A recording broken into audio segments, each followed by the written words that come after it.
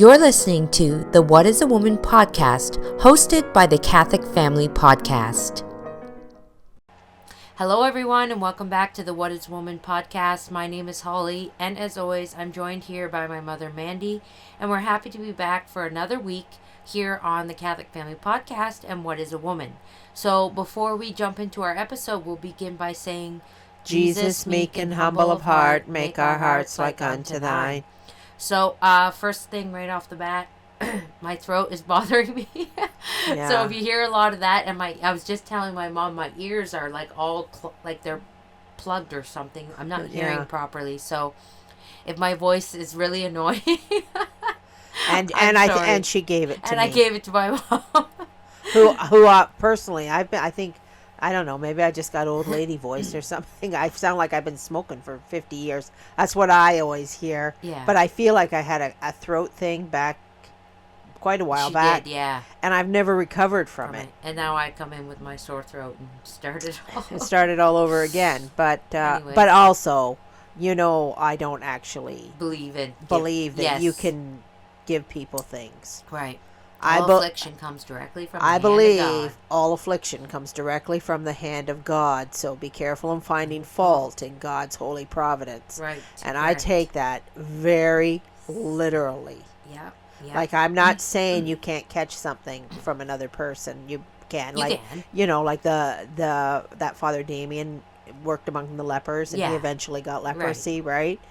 But I believe that it's God's will and intention, like, as long as you're doing God's will. I think what my mom's trying to say is she doesn't fall into the stay home mentality. No, I do not. If God wants me to be sick, he'll be sick whether I live in a plastic bubble or not. Yes, that's a good way of putting it. So, and I'm going, and I'm very big on the will of God. Yeah. And so I go with it, and I don't get bothered, I don't get bothered by things like sickness and death and stuff like that. It's all part of God's holy plan. Right? And who am I to fight with it? Yeah. And also, before we jump into everything, I do just want to, I have to give a special mention. Okay. To a very special saint of mine. Oh. I call her my saint. Your saint? No, she's not. I will share her. But no, I have a very strong devotion to Saint Rita. And a lot of times we get drawn to different saints. Right. And some saints are very powerful. Like, all the saints are good. I'm not saying that. But, like, some saints are very powerful, like Saint Philomena, Saint Teresa. I do not want Saint Rita to be overlooked, because I want everyone to know that she is a very, very, very powerful saint. Right. She's the patron saint of impossible, just like Saint Jude.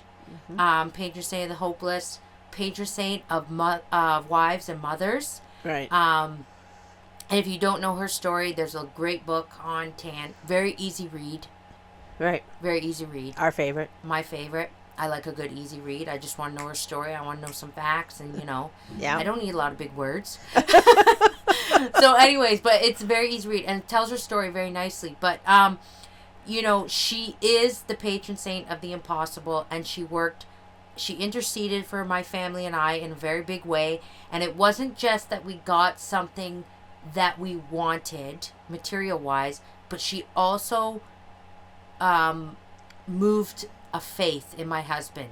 Yes. Worked a miracle for us, something that was impossible. Yeah. Just a quick little, we wanted to move, and this house, and it's not lavish by any means, and nobody wanted it. Right. It was weirdly enough. Weirdly, nobody wanted it, but old people lived in it. Yeah. And it showed. Right. Right? It had a smell to it. But I saw the potential in it. Yes. Okay? And I knew it was perfect for our family. And it got ripped out from under us. We put in an offer. It didn't get accepted. The realtor kind of used us to get another offer. It was this big thing.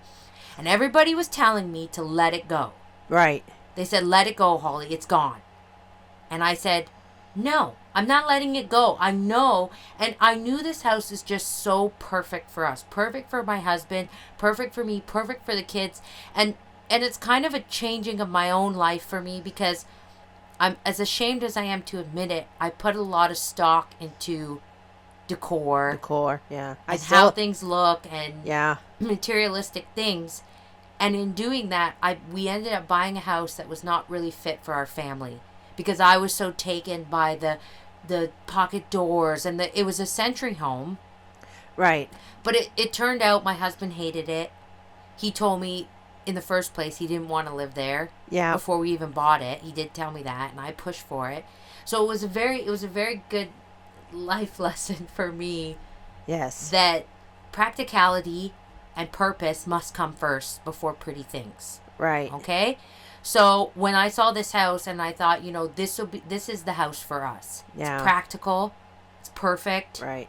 I just want to put out there, too, the house that you're living in right now that you have sold. Yeah. It had been sold 12 times. And what was this? Oh, over the last 10, 15 years. Not very long time.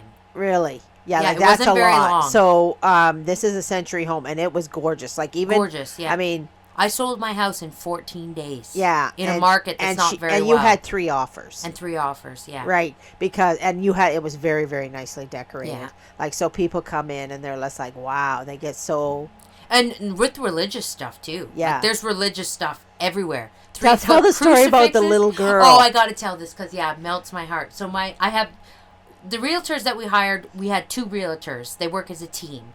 And the one lady, she's so positive and she's so, everything's wonderful and da-da-da-da. And then my other realtor is kind of like, more of a realist. She doesn't really want to hear about my religious stuff. She's like, yeah, keep it to yourself. Yeah, we decided she's a pantheist. Yes. So the universe speaks to her. The universe speaks to her. So anyway, but she's a very nice lady. But anyway, so the one realtor that's all, Holly, your religious stuff, oh, it's so pretty, I love it. She did my open house. And there was this little girl walking around the house. She said she had to have been about 4 or 5. And she comes up to her and she goes, excuse me, can I ask you a question? And she's like, sure. She goes, do they believe in Jesus? And the realtor goes, yes, they do. And she goes, good, I can tell. Yeah. And she was just looking at all the Jesus pictures, and she was just this. She said, my realtor said, I had to tell you that because, and the other realtor was like, oh, she won't care. Okay, don't tell her that, stupid, or whatever, right? She goes, no, I know Holly will really like that. Yeah. And I did. I was like, oh, that just makes me so happy to see, because there's nothing like generally, the innocence of a child. They tell you if you're trying to sell your house to put your religion. They say take all your religious stuff down, put it away, hide it, and I won't. I refuse to. I absolutely refuse to. Yeah. I cannot fathom it for the life of me. I'm counting on God to sell my house. I'm counting on God to sell my house, and then I'm going to take everything that represents Him and stuff it away in a drawer. No, not happening. Not on my life. Yeah. So anyway, back to my little miracle. So everybody was telling me to let this house go, and I knew, my prayer from the very beginning, before I even brought my husband in, my prayer was, God, if this is your will, I hope that this is your will, but if it's not your will, please help me to accept that. Yeah. And not go into despair. I wouldn't get depressed or anything, but you'd feel a little like, oh, I really wanted that, right? Right, yeah. So anyway, we went and looked at this house. My husband saw it, and he just was like, we need this house. This is the house for us. I know, but the funniest thing, because the very first time you looked at it, I was with you. Yeah, I took my mom first. And I was like, I could see you in every room of the house. Yeah. And it was kind of funny because I said, why hasn't anybody bought this house? It had already been on the market for a month. Yeah, and they said, well, it kind of smells. And I'm like, it smells? Yeah. I hadn't even noticed. No, because you were so taken by the fact that this is your house. You felt that, even my mom was like, I feel like this is your house, I can see you here. And what I love about this house, it's practical. Yes. Very practical, okay? So this isn't like a dream mansion on the hill or anything like that. No. I wasn't praying for something ridiculous. Yeah. So anyway, we put our offer in. It was not taken. And then we found out that their realtor used us to get more offers. Yeah. Which is fine, whatever. I was a little mad and annoyed. And then it sold conditional. And it had a 5-day conditional on it. Yeah. And I told everybody, I said, it is not over until there's a sold sign on that property. Right. Well, what do you think happened? The 5-day conditional fell through. House back on the market. Yeah. So I called up a realtor who I've known for a long time. Yeah. And I said, I need to sell my house and I need to sell it quick. Because you were buying that house on the condition that you sell your own house, and they didn't accept that on that condition. Yeah, they didn't accept. Because my house wasn't even listed when we put in that offer. Right. So, anyway, so we put our house on the market. We go through all this. Another offer comes through on this house, the house that we want. Right. And now it's sold conditional again. 10 days. So my realtor again is like, Holly, let it go. Yeah. And I said, listen, I'm not letting it go. People keep telling me to let this house go, and I'm not letting it go. And you got to remember, this whole time, I'm praying to St. Rita. Yes. The whole time. Not just you. Not just me. I got my husband praying to St. Rita. One night he told me he woke up 4 times in the middle of the night and prayed to St. Rita. Yeah.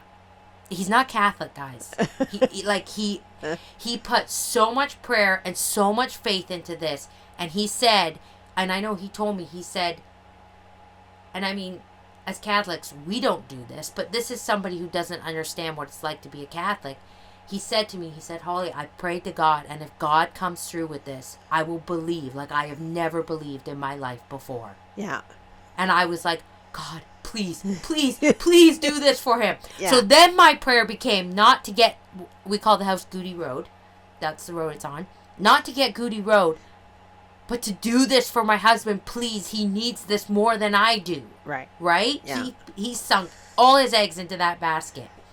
So we're sitting there and we get 3 offers come in on our house, and we're talking to our realtor and we're deciding what to do, and then my husband starts to panic. Right. And he's like, Holly, you're lashing everything onto Goody Road, and it's a sold.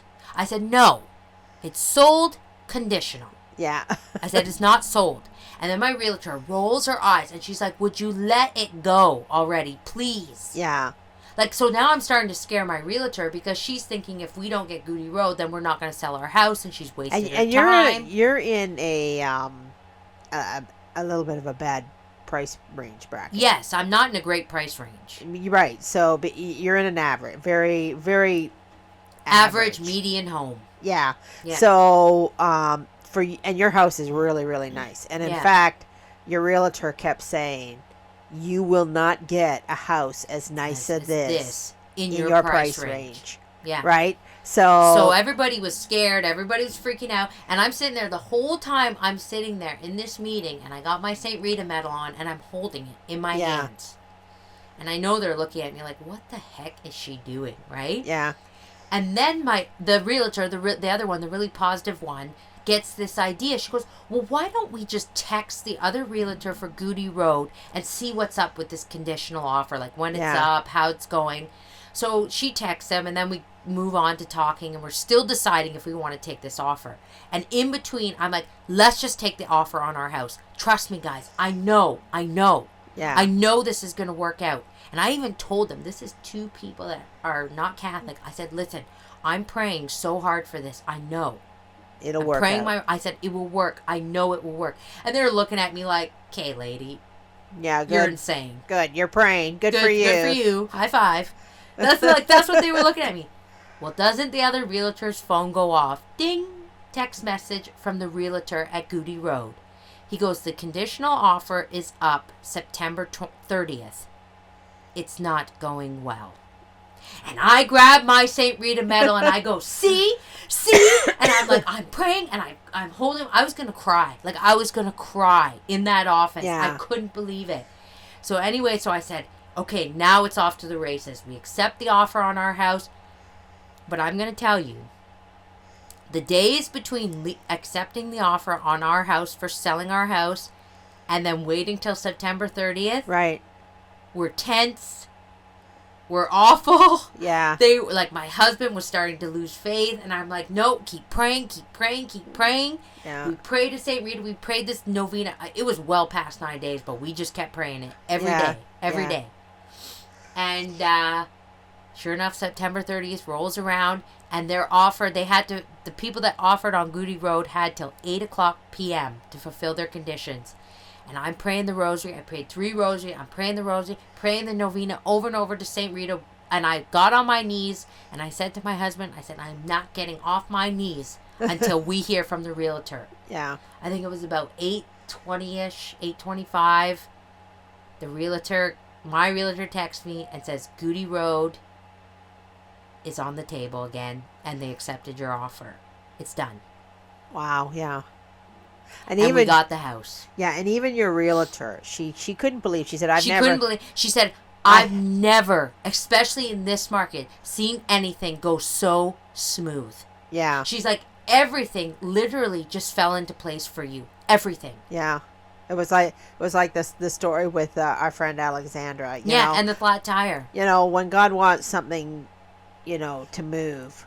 And then these are, let's be real, a house is a pretty minor thing. Yeah, it's not. I mean, you could continue to live in that house you were living in very finely. I mean, it was a very pretty house. It's not like it was very pretty. Let me be very clear. You know, we did not need this. We were not desperate. We were not. But you know, this to me. But you were very unhappy in that house. We were very unhappy. My husband was extremely unhappy. Because although it was very pretty, it was like living in a museum. It was, and my husband hated it, and you know, and I felt so bad, and I finally admitted to my husband. I actually apologized to him. Yeah. And I said, I'm sorry I did this to us. Yeah. That I allowed my vanity and my pleasure for pretty things. Yeah. Overrun what was good for our family. Right. You know, and I admitted that, and I felt really bad about that, and you know, and I feel like, you know, this is where we can really see, even though this was not needed, we could have lived perfectly fine in this house and just offered it up. I mean, you had a lot more than a lot of other people. Right. had. We had a roof over our head. We had, you know, nice heat, running water, water, warm beds, air nothing conditioning. to complain about. Nothing to complain about. So the only reason I'm sharing this story, the only reason is because I want people to fully understand God is so good to us. Yeah. And he gives us way more than we deserve. I know. And I mean, I think the big thing with this was there was a little bit more on the table than a house. Well, that's what I said at the beginning. You know, it became more about, at the beginning it was, you know, I messed up. I made a mistake. We shouldn't have moved here. Please help me fix this for my family if it's your holy will, Lord. But then it became about, my husband really needs this. He needs this miracle. He needed this miracle. He needed it. And sometimes people need miracles. Sometimes people need a miracle. You know, my husband has been going to church. He has been trying, and he needed to see God's greatness. Yeah. And his glory. And how much he really does care about us. Right. Yeah. And so this was a miracle, and everybody told him. I was telling him, and he couldn't believe it. And I said to him, remember when you told me to let it go? Because he even told me to. He said, he got a little annoyed.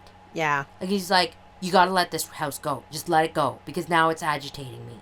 Yeah. I said, don't give up on God. Don't give up on God, Jamie. Please don't give up on God. Yeah. And I said, see?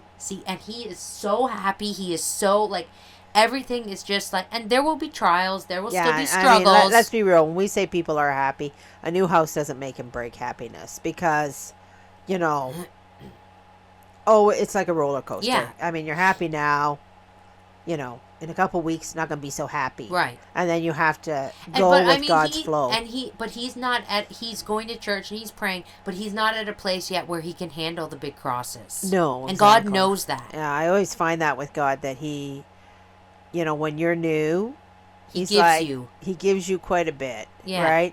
And then the more you grow, well, I'm going to say unfortunately, but I don't really mean unfortunately. There's the more you grow towards God or in spirituality or in holiness, right? The closer you want to get to God, that's when you find out if you're a real true friend of God, because he strips everything from you. Yeah. When you get to that place, and then you find out, or God finds out, I guess. Are you really my? Are you? You know, it's really my friend, or are you just in it for the benefits? Are you just in it for the benefits? Exactly. Yeah. So, you know, I mean, it's the story of Job, right? Yeah. Exactly. I mean, and it happens to everybody. as long as you're moving towards God. Right. And God knows when you're at that place. Yeah. I mean, let's be real. My husband's going to church, but he hasn't been baptized. He hasn't converted. Yeah, right. You know, so if you could pray for him, that would be great. If you could pray for him, because now I've restarted my novena to Saint Rita, and it's for him. Yeah. Right. Now I'm praying it for him. So the other thing I wanted to mention the story too is because I'm going to put a link. I've done up a nice printable that you can print with the novena on it. And I like to make things pretty, especially when I'm making them pretty for saints and for God. So it's nice, pretty printable that you can print out with the exact novena that I said. Because the big thing about this, the one thing that I want to come out of this is I want to spread devotion to Saint Rita. Right. Period. She's a beautiful saint. She's a wonderful saint. Everything she lived through in her life, I'm sure she went through, I know she went through more trials than me, period. Yeah. With her husband and her children. And then her story going to the convent is miraculous. Like, that in itself is beautiful. So I'll include a link if you want to print it out, put it up in your homes. We bought a little statue to Saint Rita, but one of the promises too my husband made was that he was going to buy a better statue. Yeah. A bigger one. Big one. We wanted one for outside. He said he's going to put one right on the front yard. Well, that one we decided was going to be Mary, because the St. Rita statues are a little pricey for outdoors. Yeah, but Mary is a little easier to find. That's a huge step. Oh, for him to put a statue in his front yard like that? And in Canada, Canadians just don't do that kind of thing. I mean, we do, obviously. We do, but you don't see it. You don't see it. So he said he was going to do that. We're going to get a better St. Rita statue for our home. And, so it was just a beautiful, beautiful blessing, which we do not deserve. But I wanted to share that with you all. And again, the link, print out the novena, say it for whatever intention. And St. Rita really is the saint for impossible. Yeah. So go to her and ask her to intercede for you to God. Yeah. And, St. Rita, pray for us. St. Rita, pray for us.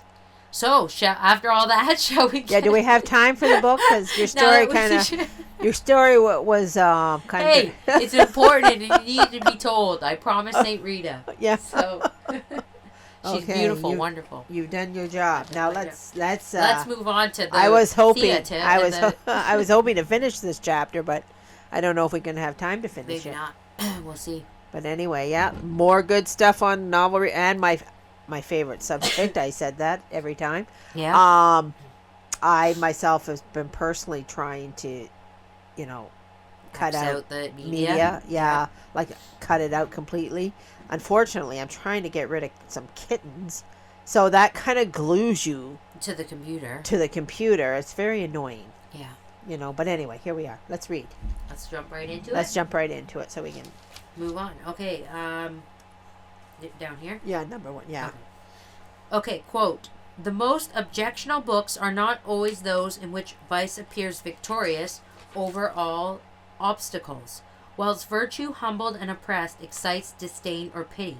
The leading idea of a tale or tragedy may be very moral, and the impression left upon the mind and heart may be good, without authorizing us to infer that the reading of that tale or the representation of that tragedy is free from danger." End quote. Okay, so we're getting right into it, okay? So the author is telling us that the worst of the novels in the theater are not necessarily the ones where vice triumphs and virtue loses. Right? So they're saying if virtue is good, it's still not a good tale sometimes? It's saying that if you watch a television show and vice triumphs over virtue, that's not necessarily the worst thing you can watch. Oh. Yeah. Okay. Like you would think. Yeah. You would think that is probably the worst thing that you can watch, aside from immodesty, which is the problem in our century. But again, I'm going to say immodesty is not the worst either. Yeah. Right? I mean, so how so? Right? How so? What is worse than this? So let's continue. Oh, is it going to tell us? I hope so. Yeah, I hope so. I'm confused. Okay, quote. What father would allow his daughter to be the witness of a criminal intrigue and all the incidents it supposes, provided in the end guilt would meet with a merited retribution and an innocence find its reward? End quote. Right. So, okay, I know that probably said nothing to most people. But what I was thinking when I read that, what father would let his daughter watch criminal intrigue? Right. Right?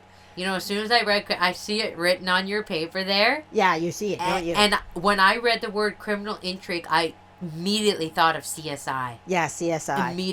Immediately. Right. So, okay, so I used to be. Okay, so now I get what they mean. Yeah, I used to be a watcher of CSI. Right? We all were. Yeah, we all were because I loved criminal intrigue. The criminal intrigue and the whodunits and but CSI is no Murder She Wrote. Yeah. Like this is no Game of Clue. Yeah. The debauchery that was going on in that show, every crime had to be more insidious than the one before it. Yeah. Like you were watching the most depraved things of society on CSI. Yeah. Like a couple have come to my head. I don't even want to repeat them. They're so depraved, right? Yeah. Like sicko, wacko stuff. And every and then you tell yourself it's fine because in the end they get the criminal and he gets his justice, he gets his punishment. Yeah, but how much of that debauchery is sinking into your head so that you start to think it's normal? Yeah. Or you start to think that grown men dressing up as babies is a normal thing. You know what's funny is over the last little while, and I hate when I do this to myself. If I go on Instagram or Facebook or something and then I get sucked into reels, I'm guilty just as everybody else. Uh-huh. The thing they're doing now, and I watched one, so now I get nothing about it, nothing but that pretty much in my feed. 911 calls. Right. They're making quick little videos with snippets of people's 911 calls. Wow, I haven't seen those. Thank goodness. Telling the story of what happened. Yes. Right? Like murder mystery, or not murder mystery, like CSI, but they're real. Yeah. They're real 911 calls. And I'm thinking in my head, I watched it and then I was like, okay, that was sick. But then I'm like, how I don't know the word, but like invasion of someone's privacy. Like you're to me, a 911 call should be private. Right, and I have had. Why is that public knowledge? I've had to make a 911 call. Over something very serious where I was, very distraught. Yeah. And I wouldn't want to listen to that, and I wouldn't want anybody else to listen to that. Not that I said anything wrong or did anything wrong. No, but you hear these people, and they're who would want to listen to people's stress and sorrow and everything, right? Hardships. Yeah, like it's really like it's entertainment for people. It's entertainment for and like the true crime, right? And I get a lot of the true crime because I've watched a couple. This is what happens when you do this. If you watch one, then they're constantly in your feed. The one thing that I was watching, because I'm a huge documentary person, and I stopped myself because I said to myself, why are you watching this, right? Yeah. It seemed like every child actor, and in the most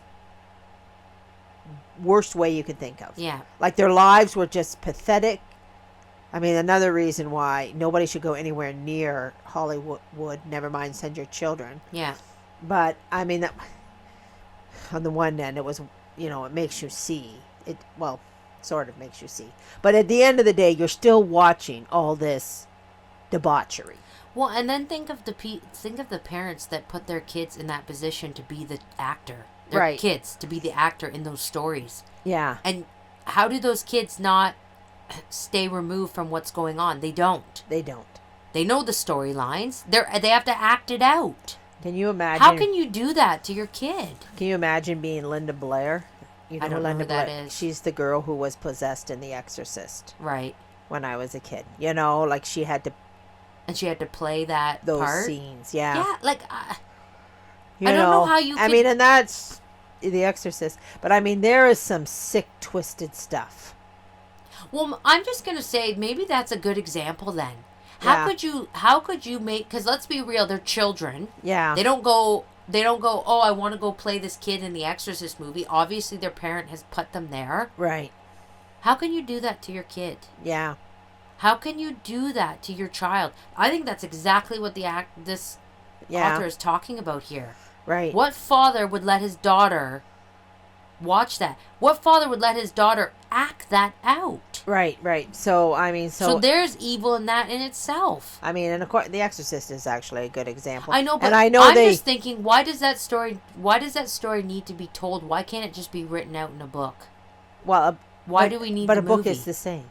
A book is the same. No, but then... A book sometimes can be more graphic. I know, but then the child's not acting, though. Well, yeah, I know. You don't have a real person acting it out. I do know that that the movie, in particular the movie The Exorcist, is actually used as almost a documentary to priests and to show them that this is true. And, you know, like even that one, that Nefarious, right? We haven't seen it. Yeah, I haven't seen it yet. But it is a truth statement to show that the devil exists. Right. Right? Yeah. These movies do kind of serve a purpose, those in particular. But when you start watching the crimes that you don't of all the you don't sickos need in to the even world, be like privy to that information. Somebody actually did that. Like what? Or what mind sits at home and thinks this stuff up? I know, but why do you need to know that? You don't. You don't. It's not relevant to your salvation. It's not relevant. And according to our author, extremely harmful. And let's go back to 1800s. The level of debauchery has risen to such an extreme. It's broken the ceiling.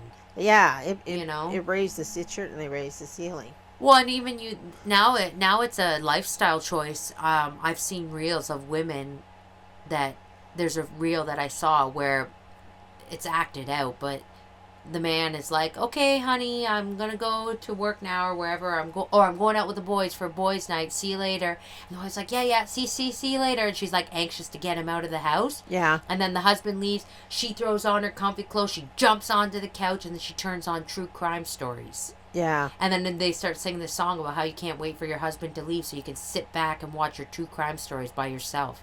And I'm like, weird. Like, there's nothing I would rather do less on a Friday night. I know, but, you know, like the author is pointing out, these things are corrupting our mind.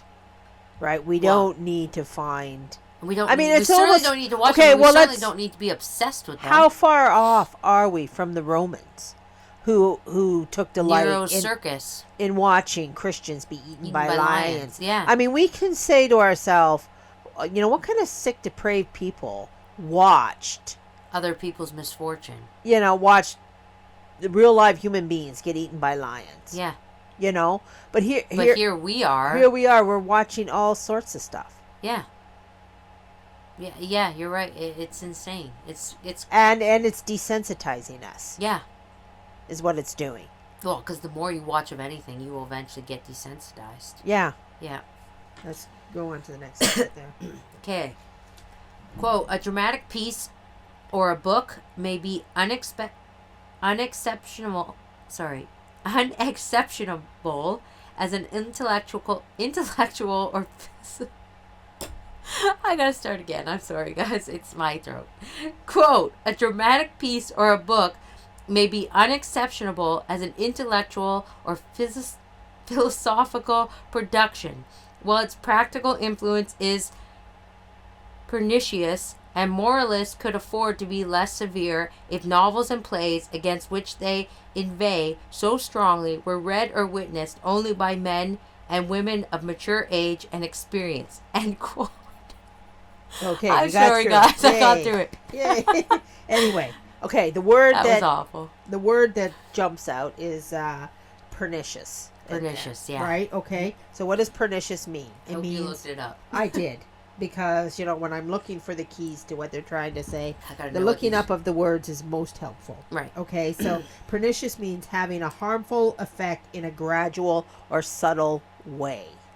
Right? Okay. So these things, like the CSI, has a harmful effect in a subtle way. Like, it's not noticeable. It's just turning your train of thought, right? Yeah. So And it also says like a book may have nothing to do with philosophy or the intellect, but it's still like there could be nothing wrong in those two areas. Not nothing to do with it, but that there can be nothing wrong with anything that is said intellectually or a philosophical. Oh, philosophical, right? There can be nothing wrong with that, but it's still having a harmful effect in the gradual way it's turning your mind. And if the author points out, and this I found very true too, right there was a line there. It said that the moralists can be less severe when it comes to men and women of mature age, right? So maybe men can watch this stuff, and women of mature age is what they're saying. Because, and I know I'm a woman of mature age, and I know that I see things all the time, and I just roll my eyeballs and go, garbage. Tripe, who cares, ridiculous. You know, like all those thoughts come into my head because I'm a woman of mature age. Like they don't, as the author pointed out, and I did give it some thought, does this stuff actually affect me? And it doesn't really affect me because I don't like it. Well, it's the same thing as like Scandal. Right. Yes. You know? I don't like it. I think it's garbage. Do we have to watch this nonsense? Is what goes through my head, right? Yeah. But I am not a young, impressionable girl.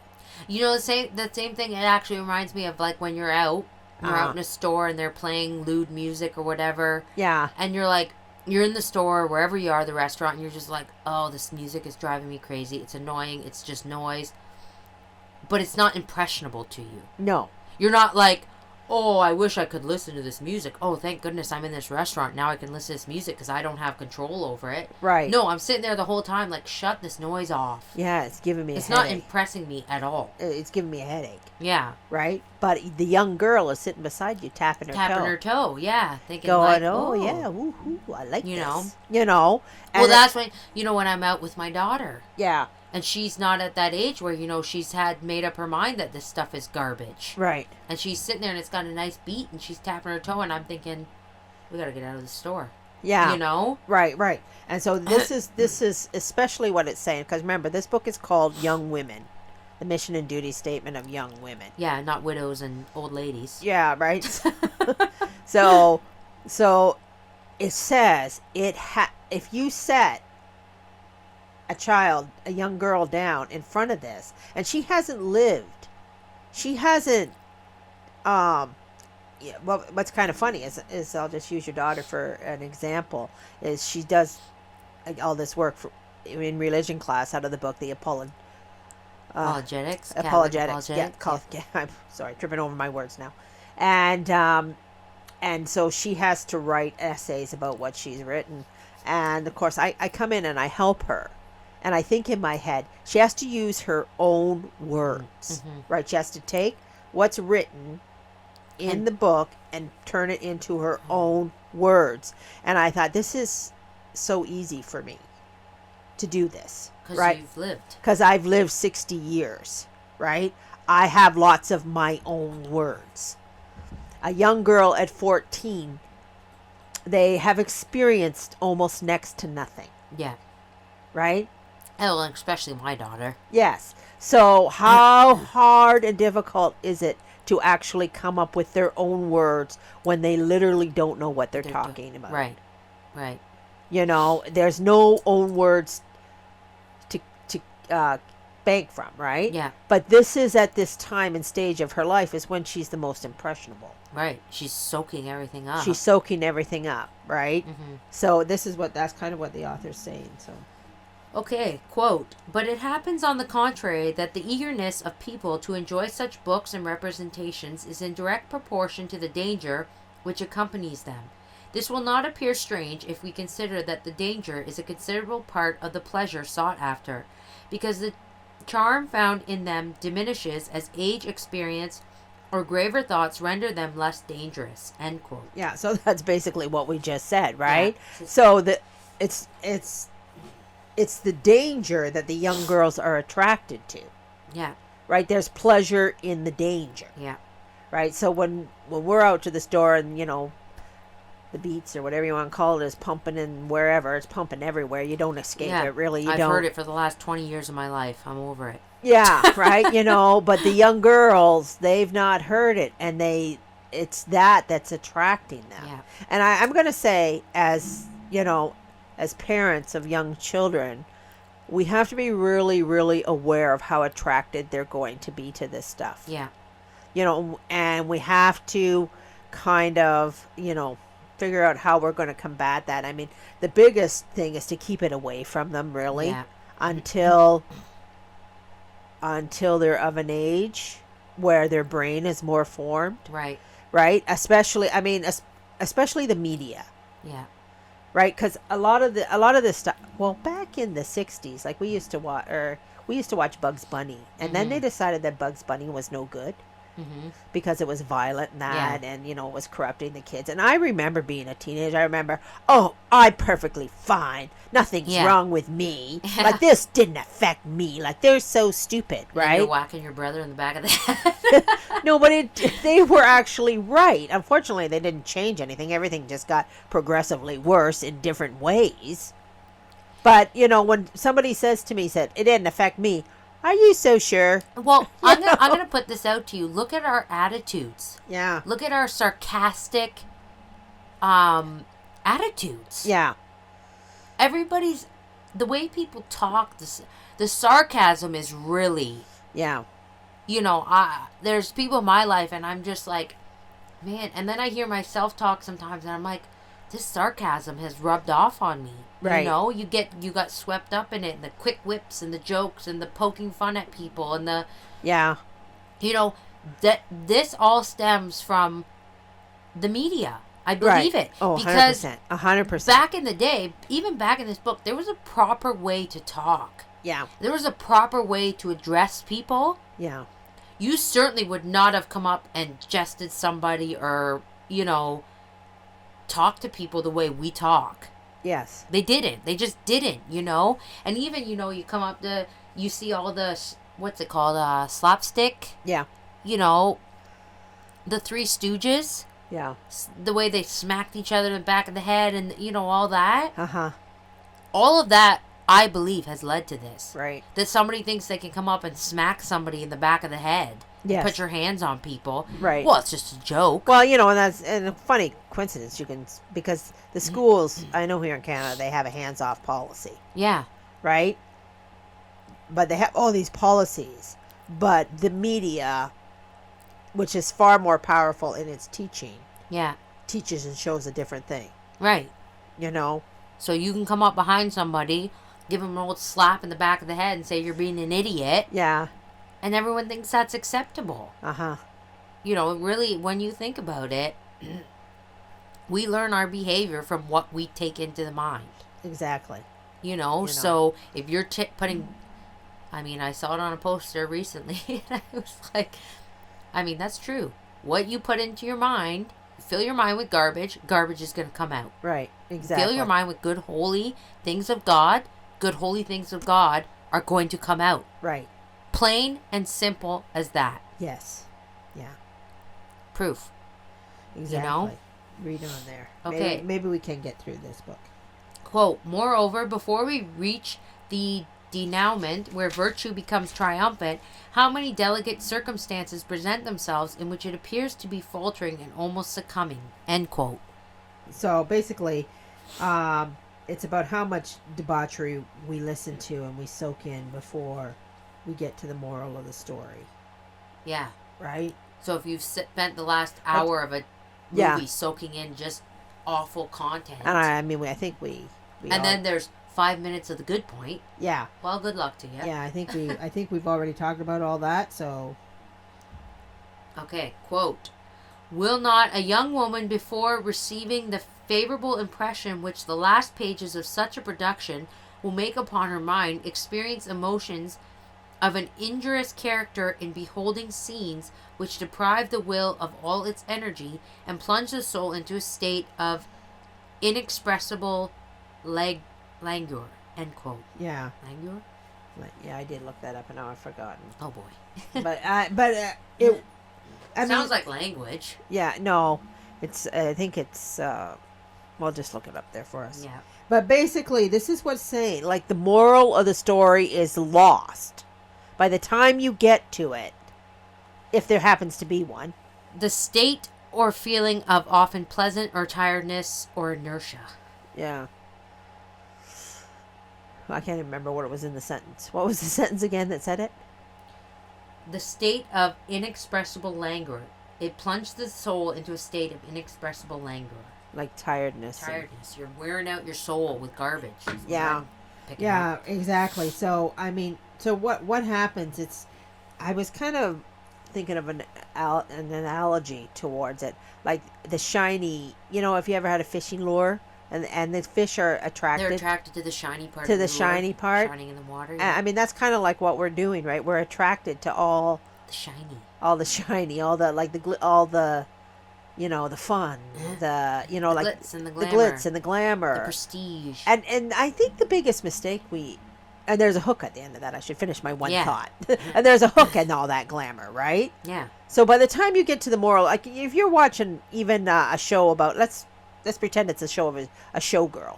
Yeah. Right? And she's living this fast-paced life. Maybe she gets involved in drugs and prostitution. Maybe she does it all, right? Yeah. And she's a showgirl, and then at the end of the show, she comes out of that. No, she dies, right? Oh, she dies. Okay. Right? She's led this awful life. And then the moral of the story is basically this life leads to this, tragedy, right? I mean, we watch a lot of those stories, right? The biggest mistake that we all make is that we think we can do it and it not end in tragedy. Right. We think we're the exception to the rule. We think we're the exception to the rule. Like, I can do this and this and this, and it won't end in tragedy. I won't be like that. We don't actually apply these morals to ourselves. Yeah. We don't actually apply what we're seeing to ourselves because we always think we're the exception to the rule. Yeah. Always. Yeah. Okay, so quote, and after all, what certainty is there that she will persevere, the favorable impression which is made chiefly upon the mind, rather than the injurious emotions altogether more profound, which have violently agitated her heart during several hours in succession, end quote.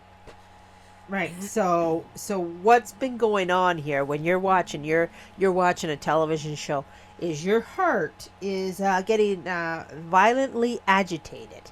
Right. Like it's working up like a massive stir of emotions and feelings, right? Yeah. So for several hours you're experiencing this. And then what happens? And then, so go on? Yeah, go on. Okay, quote. Again, what does she behold at the theater and in novels the most harmless? An artificial world which inspires her with disgust for that in the midst of which she lives. An ideal state of things which gives a melancholy aspect to the realities around her, end quote. Right. So, I mean, I know that there was the idea that you escape your life and you go into books and live adventure and whatnot, where you can't live in your life, right? Mm-hmm. But what happens when you put down the book and you have to go back to your wash the dishes or something? You have to go back to your boring, dull life, right? So that's so funny. There's a commercial right now that is promoting that. Yeah, it's for it's an ad that keeps popping up when I'm watching something, and I think it's Kindle.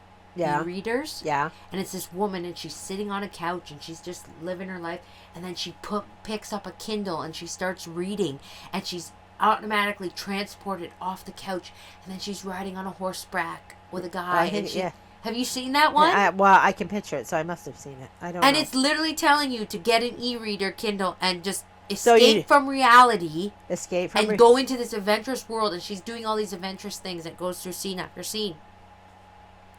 But the funny thing is, maybe I'll see it again because I can't remember what happens at the end, but I think she literally just goes back to the couch. I can't exactly remember, but they don't really say what happens after you put the e-reader down. Right. And so you're right, So you live this excitement in an artificial world that doesn't relate to reality in any way, shape, or form. But you can't live in that world.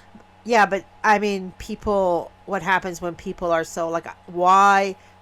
When they transfer themselves to the heroine and I don't want to live this anymore. I want to live what's in this book. I Right. mean, and it is so common right now. Like, I mean, why? I mean, Why is there you so go much live your best divorce? life before you get married. I mean, Yeah. isn't that the most common idea Yeah. out there? You got to go see the world. You got to Well, do and you know this. You got to do that, and then you get married. that really took off when I was graduating high school. That was Yeah.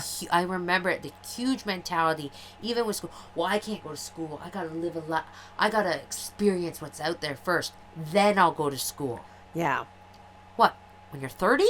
Yeah. Like what is this? Like I gotta experience life first, and then I I'll mean, go yeah. to school. I mean, and we're living the and we're effects living the effects you of know, that. women are not having children. People are Yeah. not getting married. Or not they're having one because they got married when they were. And even the parents 40. are promoting it. How many parents say, "No, no, you're too young to get married. You go live Yeah. first. Do not No. saddle yourself with this burden.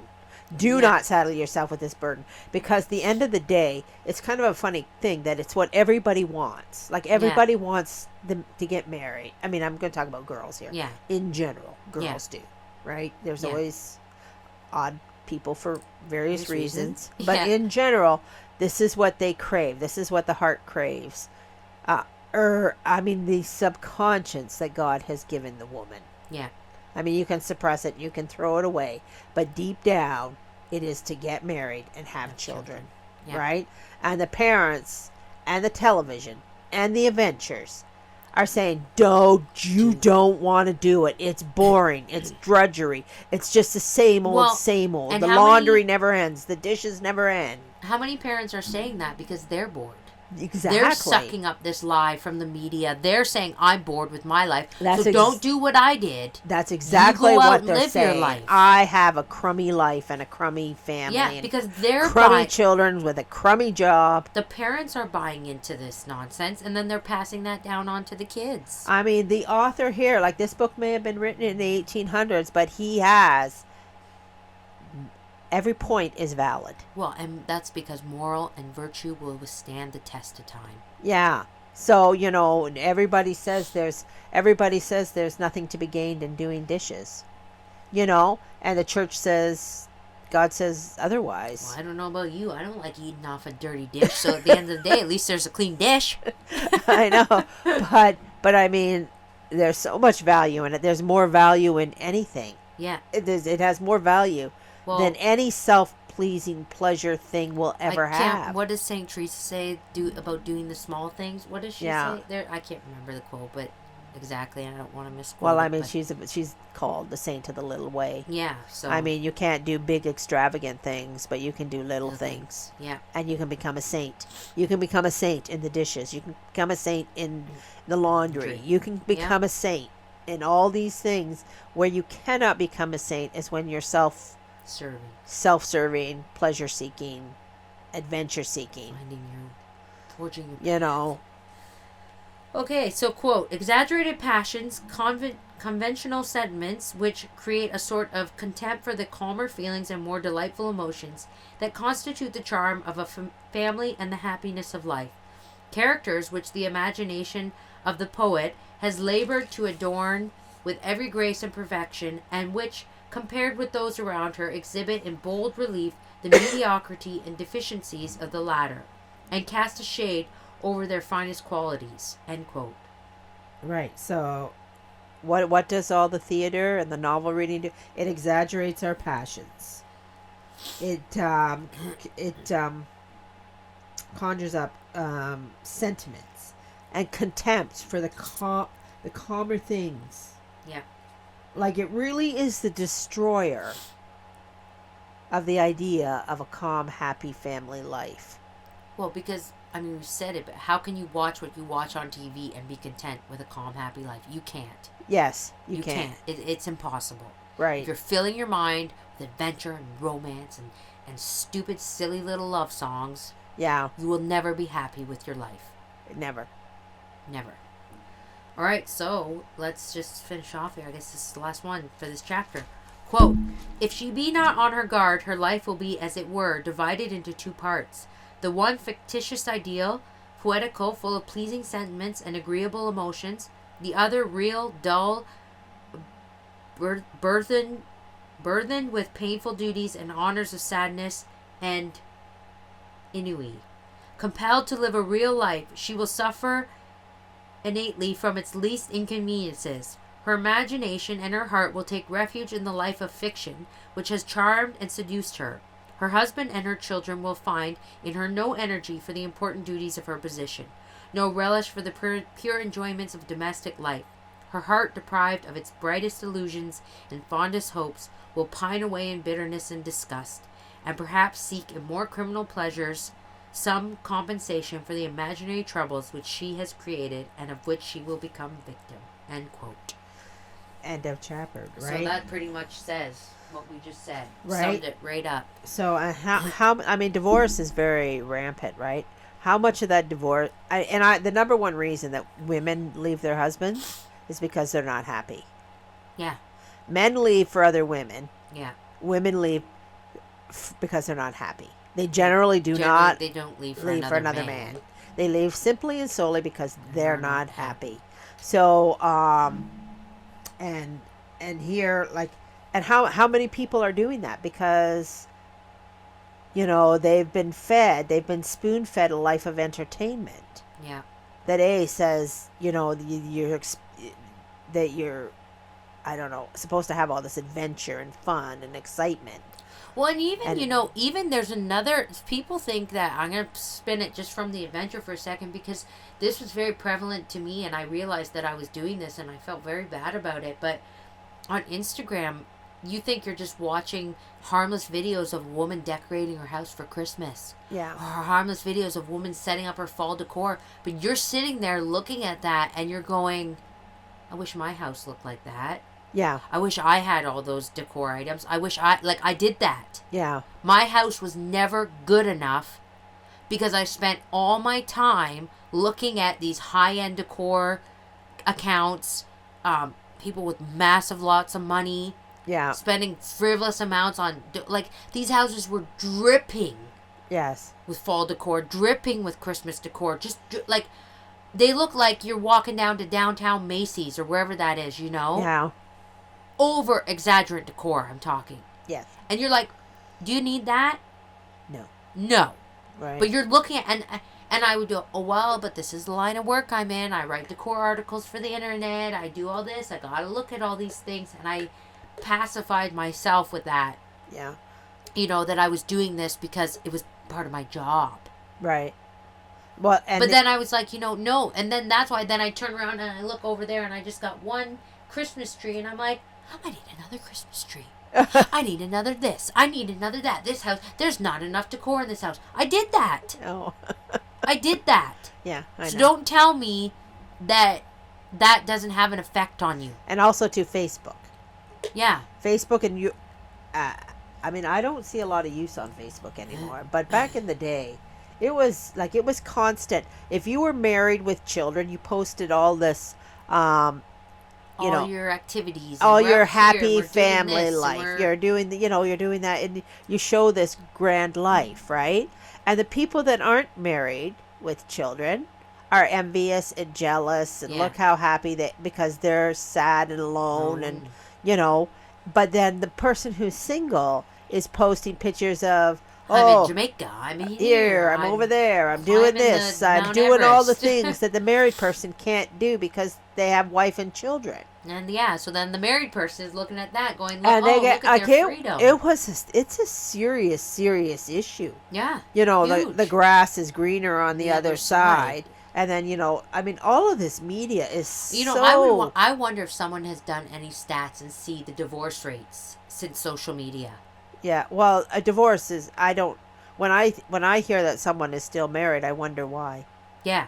That's how awful it is. But I bet you if you had a graph or whatever, there would be a spike.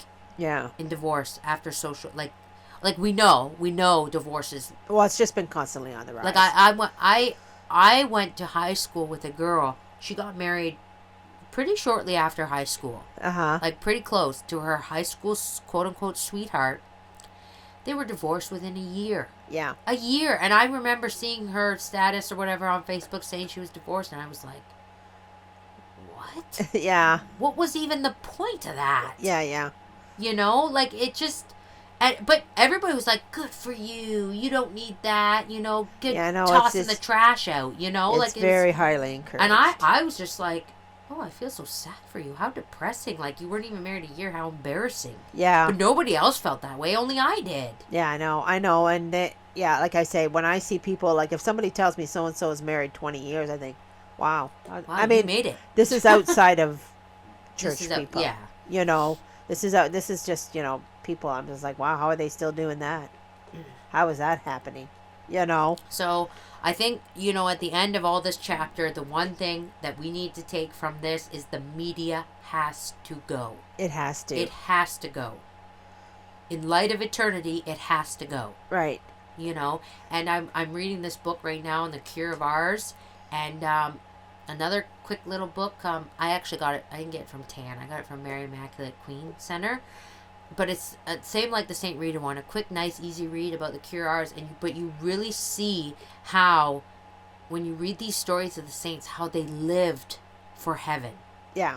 These people lived for heaven the whole time they were here, and that's what made them saints. They weren't living in this world. They didn't care about what was going on around them. And you read these stories of them, and you say to yourself, well, at least I do anyways, even myself, I'm like, man, I am not living enough for heaven. Yeah. I'm really not. That's what these stories do to me. And I say to myself, you got to find a way to live for heaven because you're not doing half of what you should. Right. So. And again, like, I mean, I'm 60 years in the media. I'm 60 years of, all kinds of influence, from Bugs Bunny to Sesame Street to CSI. Yeah. Yeah. And we have to undo that because it has twisted our thinking. Yeah. How many errors do we adapt just because of the media? Yeah. Right? And and again, I'm going to quote Father Dennis Chicoine. Because I don't think a podcast goes by where you don't say this, Mom. I don't want, the saints of the latter day will be the greatest saints of all. And I mean, I personally feel like we need them bad. We need them. Where are they? Where are they? Where are we? Where are we? What are we doing to become that person? Yeah. Exactly, yeah. Because we have got to say no to the world. We have just got to start no. And I mean, if anything, the media more than ever is proving that you got to say no to it. Yeah. There's nothing good there, people. Nothing good. Yeah, like, I mean, even if you think you're watching a moral story, apparently you're probably not. Because you're picking up multiple bad habits. Yeah. Bad information. Bad this, Yeah. So there we go. We finished the chapter. I didn't think we were going to make it with my big long story at the beginning. What's the next chapter? The next chapter is... just Desire of pleasing vanity. That will be good for me.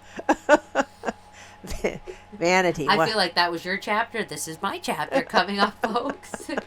Maybe I should make the notes. One of the biggest problems for all women. So we'll get into that next week. But until then, I just one more reminder about that link down at the bottom in the description there.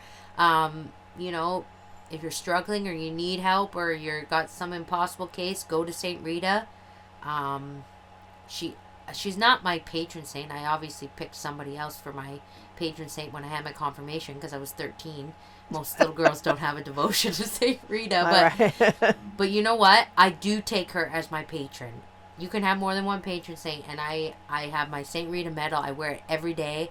I will probably never take it off from here on out, and unless it falls off, it's getting a little... I am going to say, though, the one thing that little girls do, I'm just thinking about everything you've ever done, is because they do things based on the people they look up to. What do you mean? Well, your patron saint is named after... You picked a saint you knew absolutely nothing about. I wasn't going to say that, but yeah, I'll tell you guys, this is a funny. Okay, so I picked St. Genevieve. Yeah. Because there was a girl, she was substantially older than me, but I looked up to her. She babysat us, and her name was Genevieve. And I picked my patron saint for her Yes. Not for Saint. I knew nothing about Saint Genevieve, but I knew growing up I wanted to be like Genevieve, so I picked Saint Genevieve for her. Right. Not for Saint Genevieve. Who now goes by sister. Sister. So, I think I picked well. But and you used to pick all your things. As a all child, you picked all your My favorite color was green because of her sister Teresa. Yeah. I was like, Teresa likes green, I like green. Yeah, you know, everything I did was for these two girls, like because what they did. Yeah. So I mean, it's very, very important if you can. I mean, and obviously sometimes you're just not able to find people to have for your children to look up to. Yeah. They're just not there. Like God hasn't put them there for whatever Right. reason. But it's so important to find good people. Yeah. And to be where good people are. Yeah. And if you don't have anybody, then you have to be. You have to be the good person. You have to be the saint. You have to be the good person, right? So anyway, print out that novena, say it if you like, and go to St. Rita with all your impossible cases because she is good. So we'll leave it there. I hope you all have a very blessed week. May our Lord bless you and Our Lady guide you always. And St. Teresa, pray for us.